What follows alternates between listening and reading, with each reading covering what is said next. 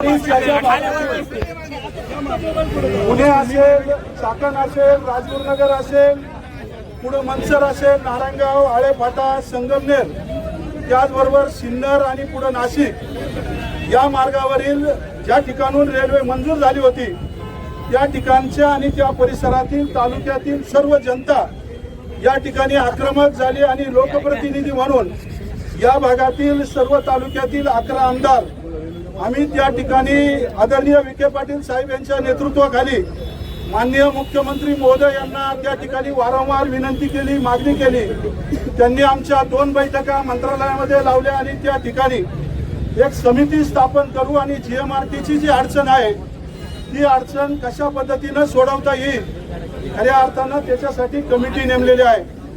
आज या ठिकाणी आंदोलन करण्यापाठीमागचा एकच हेतू आहे की ती जी कमिटी आहे ती फक्त त्या ठिकाणी कागदावर न राहता किंवा एखाद्या सभागृहात किंवा खोलीत ऑफिसमध्ये बसून अहवाल न करता त्या समितीनं पुणे ते नाशिक ज्या भागातून रेल्वे जात आहे तिथल्या तांत्रिक अडचणी, लोकांच्या भावना, जनहिताचा भविष्याचा दृष्टिकोन या सर्व गोष्टीची माहिती त्यांनी जाग्यावर येऊन घ्यावी म्हणून आज सर्व तालुक्यामध्ये स्थानिक आमदार, विधान परिषदेचे आणि विधानसभेचे सर्व आमदार असतील, खासदार असतील यांच्या माध्यमातून खऱ्या अर्थानं हे आंदोलन लोकांना बरोबर घेऊन, सर्व पक्षीयांना बरोबर घेऊन या ठिकाणी आम्ही आव्हान केलं होतं आणि त्या आव्हानाला प्रतिसाद म्हणून प्रत्येक तालुक्यामध्ये पुन्हा नाशिक रोडवर आता काही ठिकाणी आंदोलन समाप्त होत आलेले आहे, काही ठिकाणी चालू आहे, परंतु हा चक्काजाम आंदोलन खेड तालुक्यामध्ये व्हावं म्हणून 3-4 दिवसापूर्वी आपण सर्वजण एकत्र आलो होतो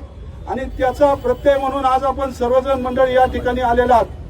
मला शासनाला या माध्यमातून विनंती करायची की ही रेल्वे आमच्या घरच्यासाठी नाहीये, परंतु या भागातील शेतकरी असतील, कष्टकरी असतील, युवा वर्ग असेल, कामगार वर्ग असेल, उद्योजक असतील यांना खऱ्या अर्थानं यापूर्वी चाकण आणि परिसरातील ट्रॅफिक आजही आम्ही या ठिकाणी त्रास उपभोगत आहेत आणि त्या त्रासापासून मुक्त होण्यासाठी पीएमआरडी असेल, एमआयडीसी असेल, पीडब्ल्यूडी असेल, एमएसआरडीसी असेल, त्याचबरोबर एमएसआयडीसी असेल, या सगळ्या माध्यमातून प्रयत्न सुरू आहेत। अनेक प्रोजेक्ट या ठिकाणी सुरू होणार आहेत, काहींची भूमिपूजन झाली, काहींची होणार आहेत, परंतु सर्वात महत्त्वाची म्हणजे यापूर्वी विमानतळ गेलं त्याचा फटका खेड तालुका आणि या परिसराला बसलेला आहे। आता जर ही रेल्वे मार्ग जर तुम्ही बदलणार असेल तर कदापि आम्ही सहन करणार नाही, कारण ही रेल्वे विद्यार्थ्यांना कमी वेळामध्ये पोहोचण्यासाठी, उद्योजकांना कमी अंतरामध्ये आपला व्यवसाय करण्यासाठी आणि त्याचबरोबर शेतकऱ्यांना आपला माल पोहोचवण्यासाठी फार महत्त्वाची रेल्वे आहे।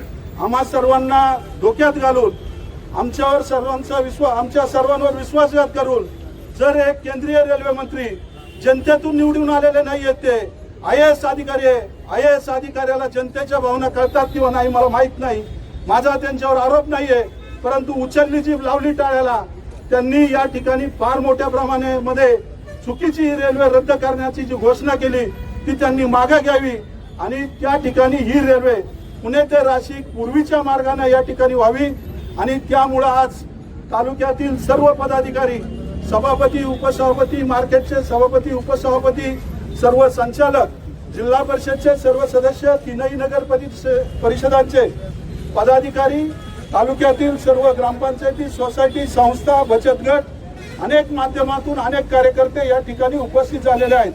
या सर्वांच्या माध्यमातून एकीचं बळ काय असतं ही खेड तालुक्यातील जनता या ठिकाणी दाखवून देणार आहे।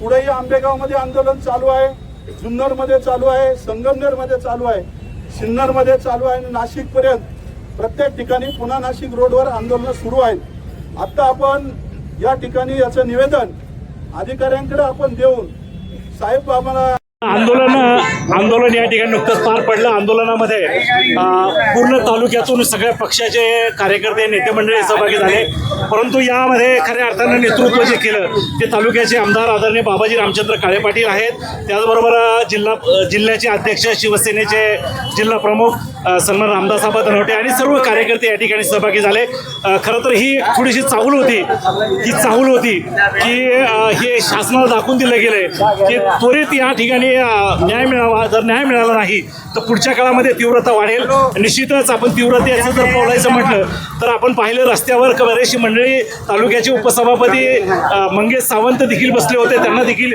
पोलीस प्रशासनानं उचललेलं आता ही सगळी मंडळी पुन्हा एकदा आता आंदोलन संपन्न करून आलेले आहेत. खरं तर आबा आक्रमकपणे त्या ठिकाणी मगाशी बोलले की जर आता न्याय मिळाला नाही तर पुढे अजून तीव्रता वाढणार आहे. आबा काय परिस्थिती राहणार पुढच्या काळात त्या तीव्रतेमध्ये? नाही, आत्ताचं आंदोलन गांधीवादी शांततेचं होतं.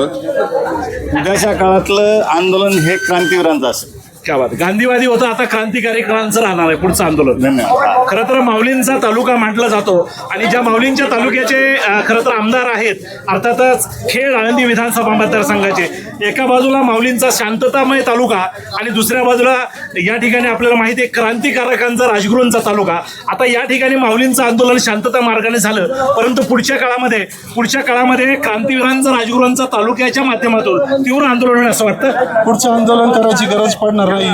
आम्ही सगळे सकारात्मक आहोत. 2 महिन्यात कमिटीचा अहवाल सकारात्मक येईल आणि पूर्वीच्याच रोडनी पुणे ते नाशिक पूर्वीच्या मार्गानेच रेल्वे होईल. खरं तर या ठिकाणी अतिशय सकारात्मक भावना आदरणीय आमदार साहेबांनी या ठिकाणी व्यक्त केली. निश्चित आंदोलन करणं, तीव्रता आणणं याहीपेक्षा आज ती वेळ येणार नाही आणि उद्याच्या काळात आपल्याला न्याय निश्चित मिळेल अशी भावना या ठिकाणी आमदार साहेबांनी व्यक्त केली. निश्चित आता सगळं आंदोलन ओळखून आदरणीय आमदार साहेब देखील या ठिकाणी आले, सर्व कार्यकर्ते त्यांच्या समोर आहेत. निश्चित उद्याच्या काळात आपल्याला न्याय मिळेल आणि आपली रेल्वे पुन्हा एकदा पूर्ववत चालू होईल. धन्यवाद.